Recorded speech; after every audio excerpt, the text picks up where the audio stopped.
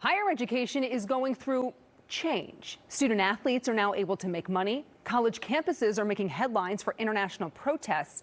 All the while, undergraduate enrollment is declining nationwide, in some cases by nearly 20% year over year. To navigate this changing landscape, the universities of Wisconsin enacted their own change at the top. Tonight, I sit down with the new man in charge, Rothman, to discuss his strategic plan as a newcomer to the world of academia.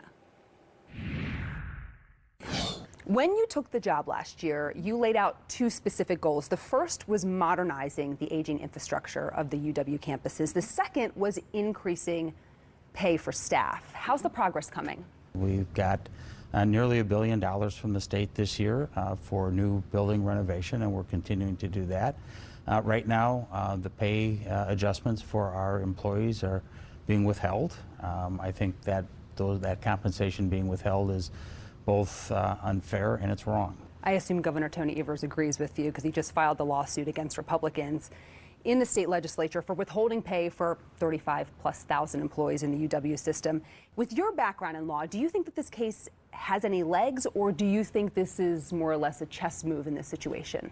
Those adjustments were adopted by the legislature, approved by the governor, and they should be, that compensation should no longer be withheld. How much money is spent on diversity, equity, and inclusion programs across the universities of Wisconsin system? You know, that number gets conflated from time to time because a lot of our efforts are focused on student success and really ensuring that students we can recruit great students, we retain them and graduate them. I ask because Republican lawmakers, they're specifically voicing concern, as you know, about the spending, and they're seemingly following through on that promise by blocking the pay raise for the UW employees in the school system, wanting that cut by $32 million. I mean, I've been very clear about my stance on DE&I. I came out of the private sector. I know how the private sector views diversity, equity, inclusion, and it's important to have a diverse workforce.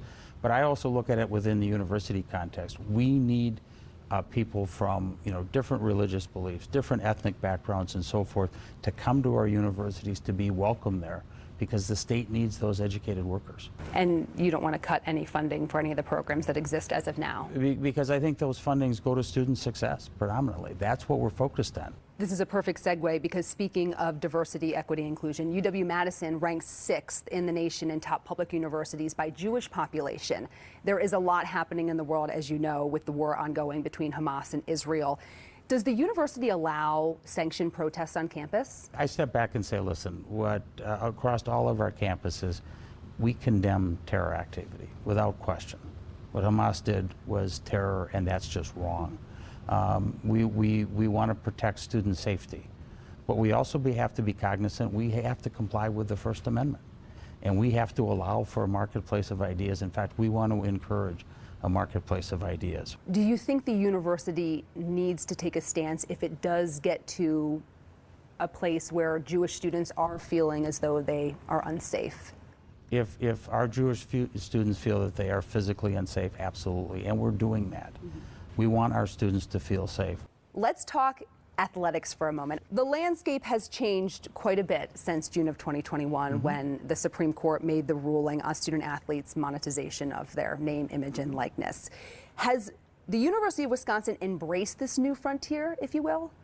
I think it has. Chris McIntosh, the athletic director at Madison, is very much attuned to that, but also doing it in the right way.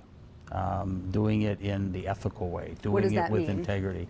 It means that a name, image, and likeness is done where there's the right value being contributed. It's not a front for buying off players. But we also have to understand that it is a competitive marketplace, and it is important that Madison have strong athletic programs. And I know the team at Madison is doing everything they can to ensure that they put really competitive teams on the field, but doing it in the right way. Well, we are coming up on Thanksgiving. You have been at the University of Wisconsin for 537 days now, but who's counting? Okay. What are you most thankful for? It's a couple things. It is the transformational and that change of trajectory in students' lives that the universities can offer. The other thing I'm really grateful for is the absolute commitment to student success throughout the organization. With all of the challenges we have, with all of the challenges around higher education, including some of the things we're going through right now in Wisconsin, I am extraordinarily thankful for that kind of commitment to excellence that our faculty and staff display every single day. There have been 3 UW branch campus closures to in-person learning since Rothman took over in June of 2022. It's a numbers game. They've said the enrollment just isn't there.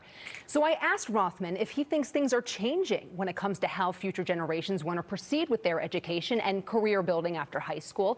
And he said the one thing that he knows is how much the private sector is really relying and counting on the universities of Wisconsin graduates to help the state win the war for talent. And we've run so many stories about how desperate companies are for skilled workers with degrees. And so he's really focused on trying to navigate that.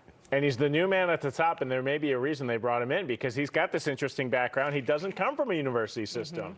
He was the CEO of Foley and Lardner for many years and an attorney for many more years before that, before being at the helm there. So yeah, very interesting, and we'll see what happens from here. Yeah, a lot of fires to put out, enrollment, funding, but yeah, he's had to put out fires before at his last job. So we'll see what happens here. Great conversation. Thanks.